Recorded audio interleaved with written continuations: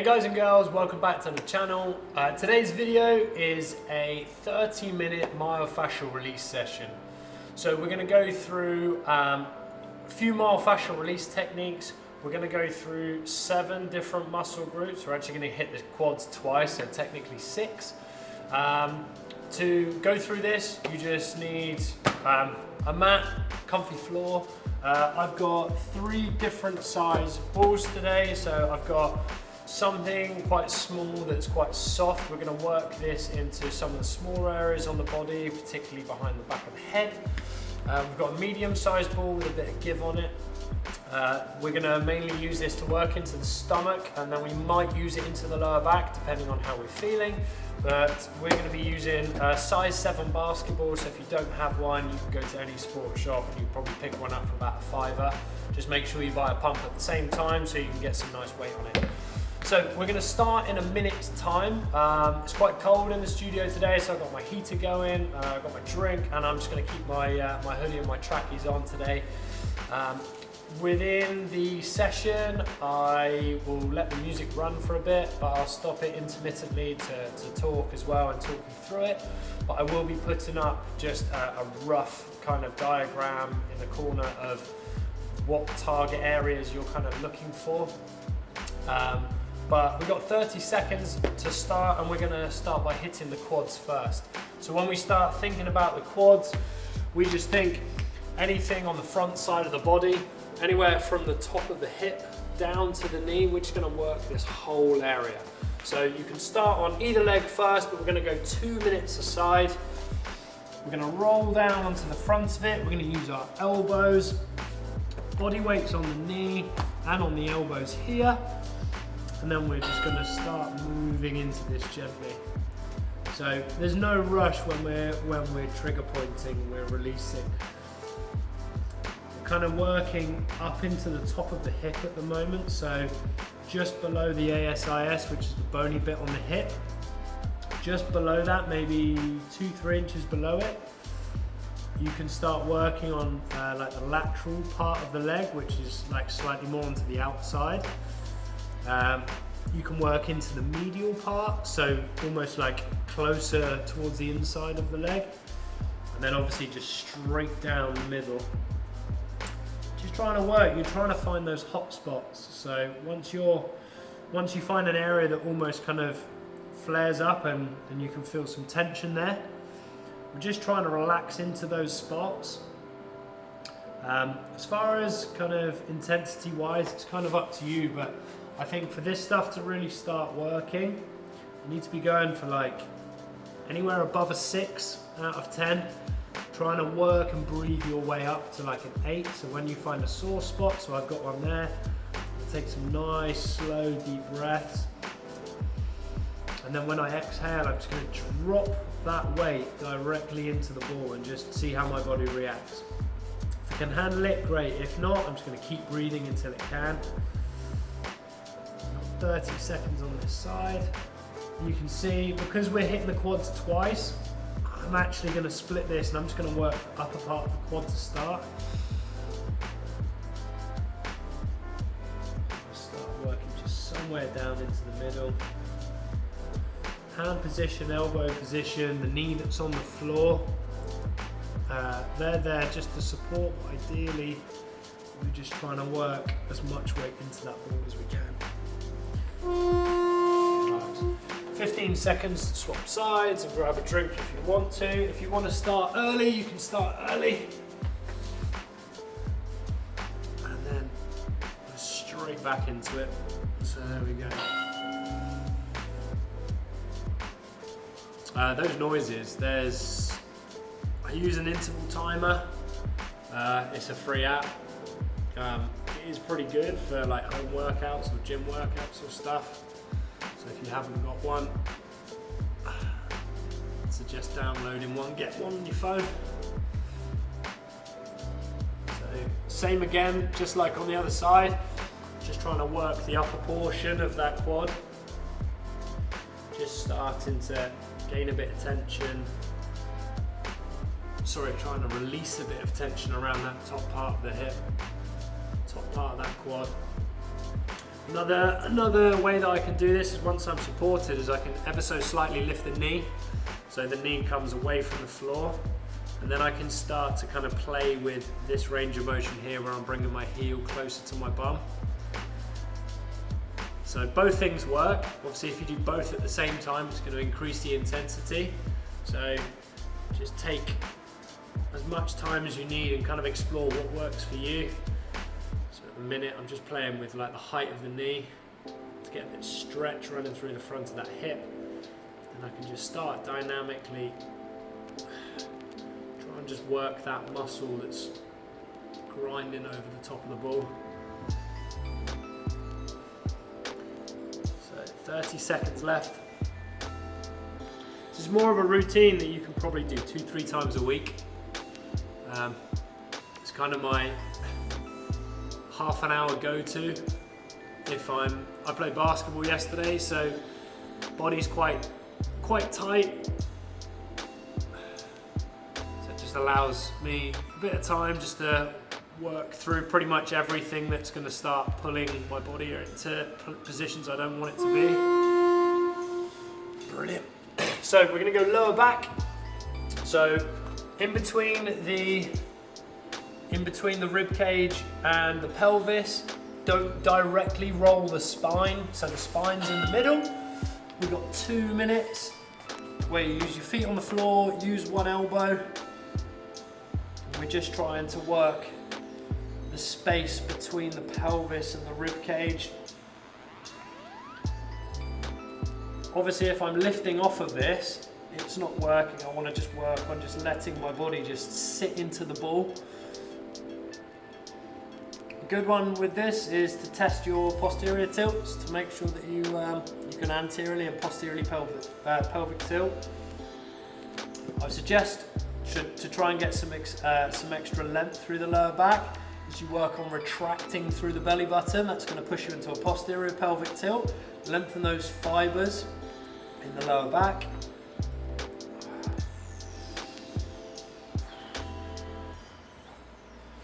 And just nice deep breaths into this.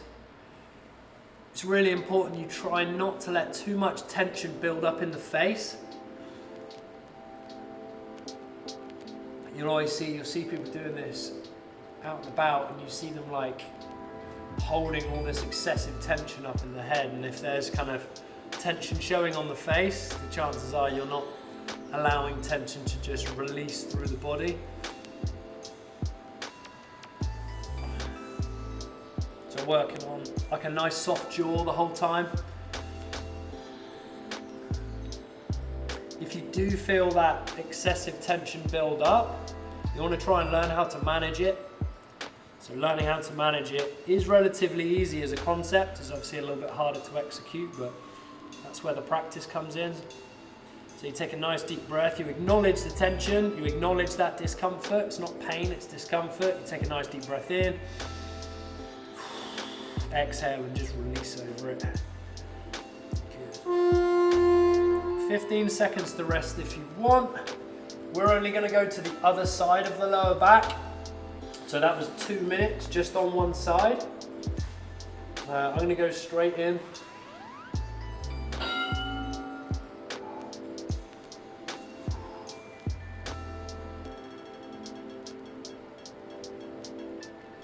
Good positions.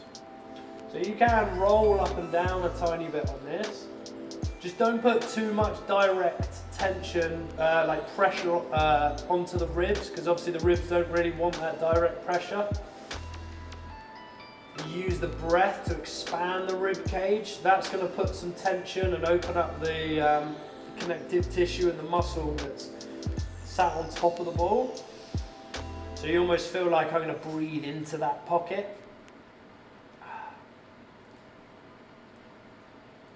This position here you'd normally use to trigger point or roll the glutes, but I think it's a nice one just to try and lift the pelvis a tiny bit more, tuck that tailbone underneath, just open that lower back. So you think we're using the pelvis to pull the lower back away from the rib cage.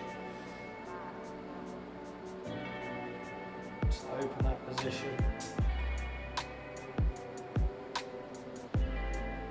And none of this has to be perfect. So if this is one of the first times you're doing this, it doesn't have to be perfect. You don't have to know exactly what you're doing. You just have to be able to feel that tension. And just part of the process is you learning how to deal with it. Obviously doing it wrong is not doing it at all, kind of thing. Nice. You got a bit too high there. Left hand side seems a little bit easier than the right. 5 seconds on this, and we're going to go and hit the abs. Good, there we go. So we're going to retire the basketball, and I'm going to pick up my mid-sized ball. Don't do this with anything that's too firm. We're going to get directly the other side. So I'm going to work half of my abdominals, and I'm just going to relax down on my elbows, relax my pelvis to the floor. And I'm going to use this medium-sized ball just to open up the space on the front side between the pelvis and the rib cage. This is where I'm trying to keep that chest slightly elevated and keep my pelvis dropped in the floor. So it's not about dropping the rib cage down to the ground, it's about lifting the rib cage. So you're pulling the stomach slightly longer, which is going to hold some extra tension, and then you're just pushing the ball up into it. Work that breath again, and then move round to the side. So opening up almost the lowest point of the rib cage on the side, and the ASIS, which is that bumpy bone at the front of the pelvis. Almost try and turn into that gap there. If you feel a pulse, so if you feel that ball almost like a pulsating on top of the ball, try and ease off the tension on the ball, because you're probably resting over a fairly important part of the body. We don't want to be restricting blood flow through any of those big channels through the body. So if you feel a pulsating through the body, just ease up off of it. Open up. This is one that will really help start to relieve a tiny bit of back pain and tension. You can work down to the lower part of the pelvis as well. It's 15 seconds. I'm just going to roll across to the other side. You've got 8 seconds. If you still want to grab a drink, I'm just going to crack on. Fairly relaxed one today.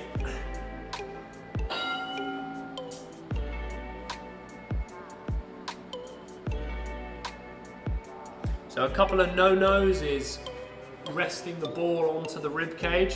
The front of the rib cage will tell you immediately that it doesn't like it. So don't test it. You got a little floating bone called your xiphoid process, which is smack bang in the middle of your rib cage at the bottom. So if you imagine like the V of your rib cage, never ever press or release or put a ball or trigger point in that middle area. It's a big no-no. You think there's quite a lot of space. Well, there should be a lot of space between that pelvis and the rib cage.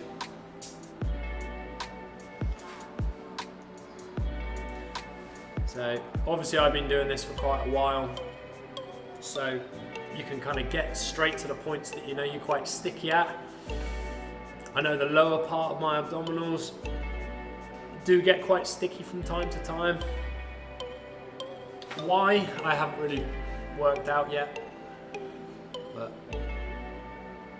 obviously some kind of life patterns just like to tighten those up a tiny bit more. Nice, 30 seconds on this one.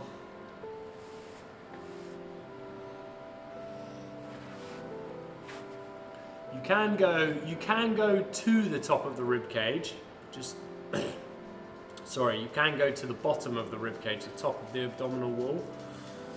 Just make sure you stop just before you actually get that ball onto the rib cage. So you're almost digging underneath the rib cage. Take some nice big breaths there as well. Nice. So, medium ball goes down, big ball comes back out. We're gonna get the hamstrings, back of the leg.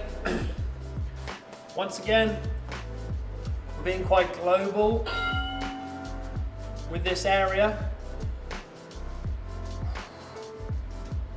You will probably find, if I square up to the camera, if you're rolling with your toes pointing straight up towards the ceiling, it's quite easy. If you turn those toes in, some of the fibers running on that midline of the hamstring, you'll probably get the adductors as well. Oh, yeah, you do. It can get quite tight, so you want to work on those. If you train with me, you know we're looking for these lateral lines to open out, so I prefer having the foot slightly rotated outwards, working from just above the knee, slowly working on the outside of the hamstring, all the way up to the hip. That's quite nice. Obviously, I've done this enough where I kind of know where I'm going to be tight, and I know the tensions I'm looking for and the positions I'm looking for. If this is the first time, or within the first 5 to 10 times of trying to get into some kind of myofascial release like programming, you're not going to know those. So you just have to do until you kind of find your patterns. So, like most people that are coming from conventional training backgrounds, adductors are going to be super tight from excessive deadlifting normally.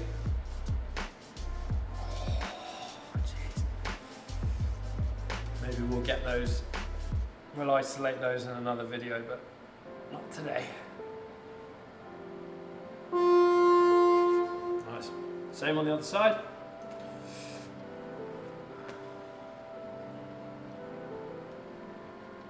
And you'll see I'm moving on the ball,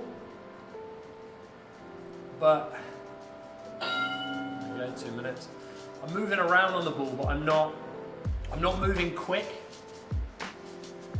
I would probably say this is, if you're just starting, this is quite quick, the pace I'm going at.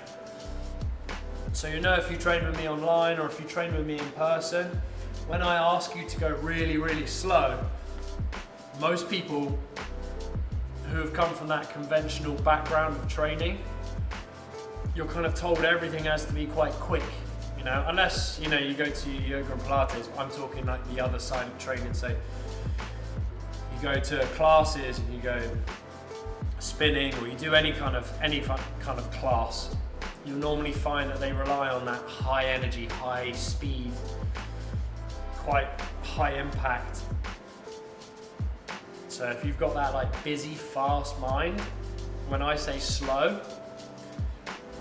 one of the main cues with clients is I want you to go sarcastically slow. So if you were being sarcastic, how slow is that? It's really slow. Normally when you go really slow and then you listen to what that ball is feeding back to your body, what I mean by that is we're using the tension being created from the tool, which is the basketball here, or the foam roller if you've got a foam roller. What is that tension? What is that tool and your muscle? What is it telling you? Because it's definitely not pain. Pain's a funny one. Got to stop using the word pain too much. It's got a place, but most of this stuff is just uncomfortable. That's all it is. Nice. Perfect. We're going to take the ball up into the mid-back. So this is kind of like mid-upper back. So this is not on the spine, never go directly on the spine. We're kind of rolling over the bigger, fatter part of the rib cage on that kind of mid-back area. If you take those nice big breaths, push the rib cage almost into the ball, so you inflate the rib cage, and that's going to start applying just some soft pressure in towards the ball as well. The only thing we wouldn't do here is go from the lower back to the mid back, because that means we'd have to roll over the ridge of the bottom ribs. You do that slightly wrong and your body will let you know that it's not overly happy. And even in this, so if you were to take the arm, so I'm rolling my right side at the minute, and you hug yourself with your right arm just to try and open up, pull that shoulder blade out to the other side of the body, so it kind of pulls the shoulder blade up and out, so you can just get slightly in. You'll see balance-wise, you know, at the minute I'm just going with my legs, so if you haven't done this before, then just keep one hand on the floor.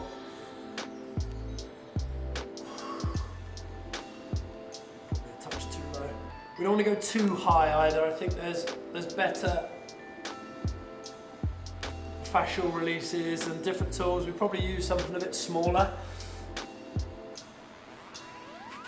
And we kind of go up onto that top ridge. We're just looking for something nice.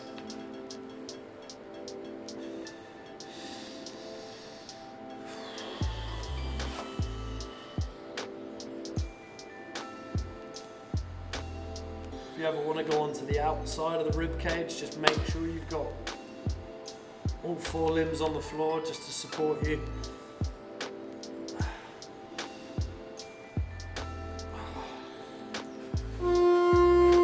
That's good. 10 seconds. We'll get the other side. And go straight in if you're ready.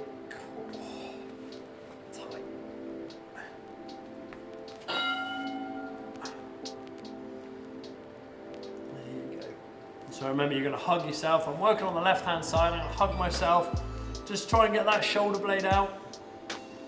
So if you train with me, you'll know we're talking about almost the winging of the shoulder blades when we come to upper body strength and stability. If I hug myself, I pull my shoulders round to the front of the body. It gives me a bit more length on the back of the body. We're using that length to give us a bit more space to roll on. Just roll onto the side really gently. When you start going just to the outside of the rib cage, just listen to the body go really easy. If it doesn't feel comfortable, just don't do it today.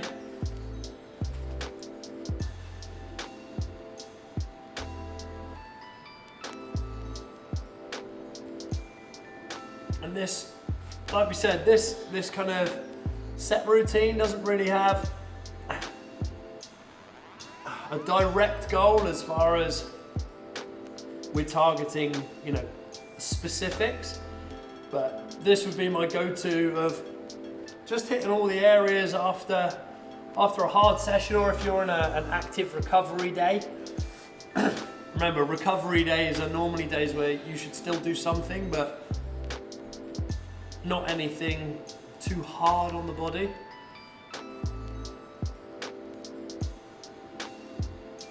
However, saying that, we are hitting quads twice. The reason I like hitting quads twice is there's a lot of quad.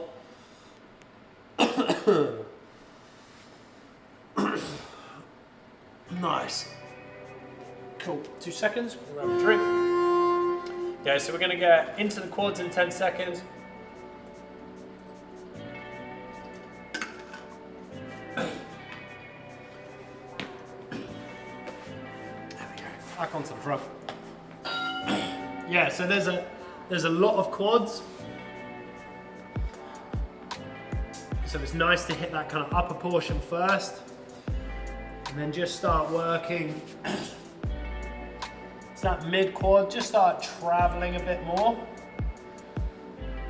5 finding positions, opening up those hips, rotate the femurs out, rotate the femurs in, bending the knees, just really slow on that. Let the pressure that the bone position and the ball are creating, let that just work the muscle. You don't have to do too much. Remember, you put the body in certain positions and shapes, and then most muscles will start to take care of themselves.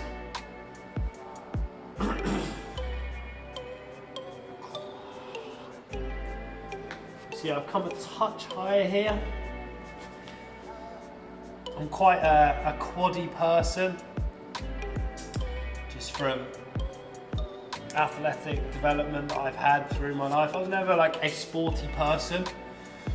I was carrying a lot of excess puppy fat through like early secondary school, so I only really became like sporty when I was probably like year 9. So I haven't been doing it long, and from that age I kind of crammed a lot in from that end of year 9, year 10, started playing a lot of basketball and became quite a quad dominant jumper.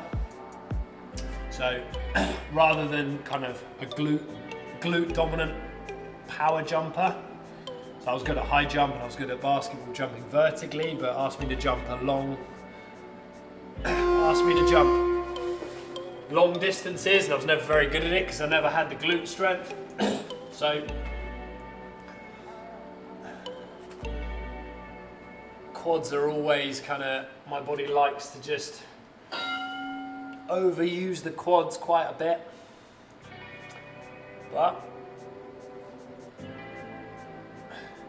stage 1 of that is just acknowledging it, being like, okay, that was a pattern, there's nothing wrong with it, but obviously it does lead to certain issues over time. So I always make sure that I get my quads twice when I'm rolling, and I'll try not to get my glutes too much. It's almost a ratio of 2 to 1, 3 to 1 of rolling out my quads to my hamstrings and glutes.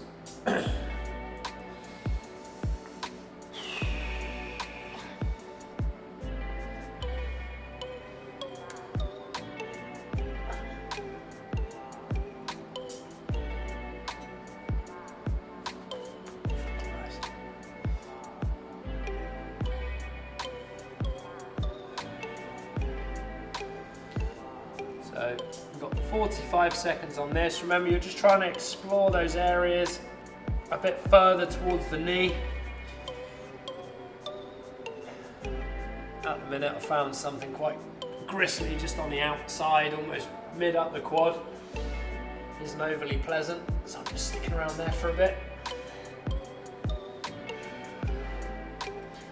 So in 20 seconds we're going to get the suboccipitals, which are at the back of the head.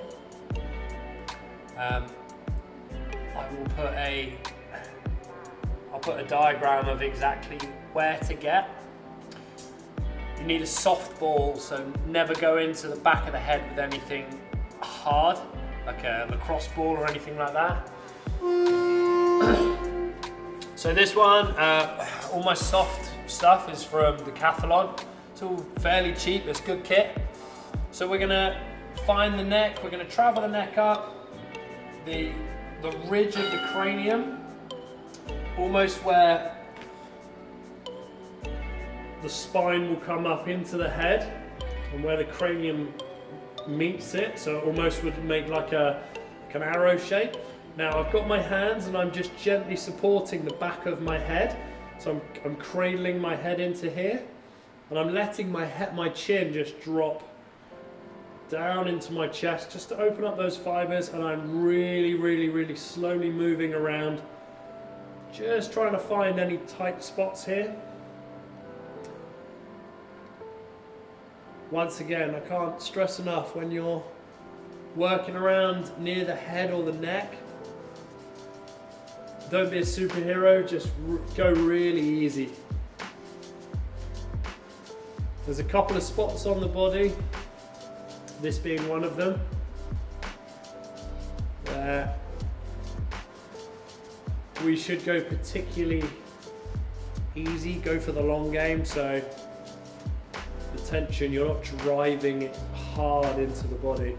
Soles of the feet, whenever you're looking at kind of neck and cranial development, if you're looking for like hand development, so you know, the ability to roll and use your hands or train your hands in a more progressive sense, and your feet and ankles, they're all extremely mobile, very highly intelligent but highly sensitive parts of the body.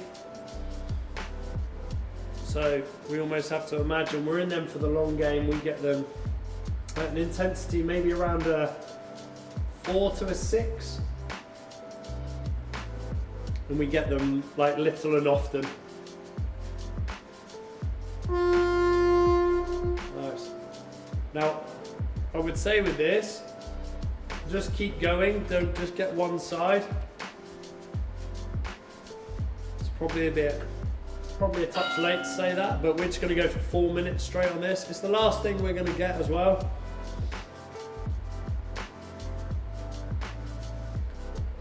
So even the rolling I'm doing here, I'm gently rolling my head, looking to the left and looking to the right.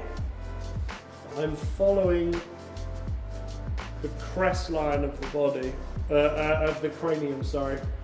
So just below it, and it's really soft. I'm having to slightly reposition the ball with my thumbs. Oh, it feels so good. Once you get slightly better at this, you can start working around. So just follow the ridge line of your skull. Just don't go too hard, don't get too carried away. And I'd say 4 minutes on this is more than enough. If you start feeling dizzy at all, or you know, a little bit nauseous, just stop. Don't push it too hard. Work within your ability, your threshold.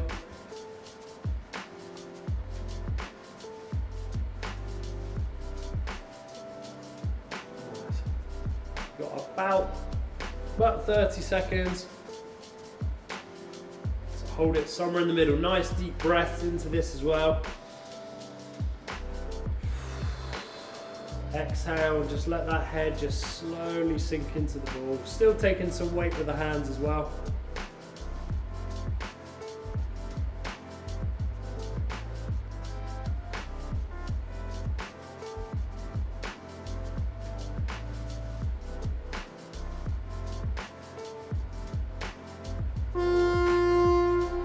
Lovely work. Well done. So that's everything complete. That's about what, 35 minutes, something like that. So if you can get that 2-3 times a week, completed. Thank you very much.